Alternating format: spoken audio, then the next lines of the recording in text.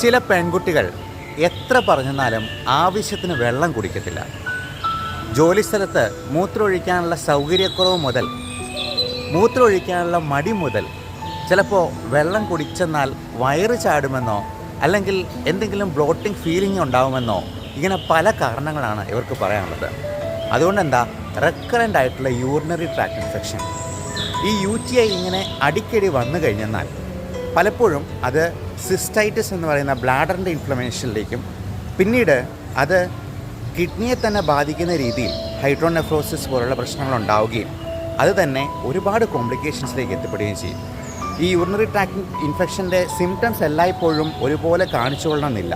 ചിലർക്ക് അത് വെറും ബോഡി പെയിൻ ആയിട്ടോ ക്ഷീണമായിട്ടോ ചിലപ്പോൾ റെക്കറൻ്റ് ആയിട്ട് വരുന്ന ചെറിയ രീതിയിലുള്ള പനിയായിട്ടോ ഇനി സെക്സിന് പോലും താല്പര്യമില്ലാത്ത രീതിയിൽ അതിന് പ്രശ്നങ്ങളായിട്ടോ ഒക്കെ ഇത് വന്നേക്കാം.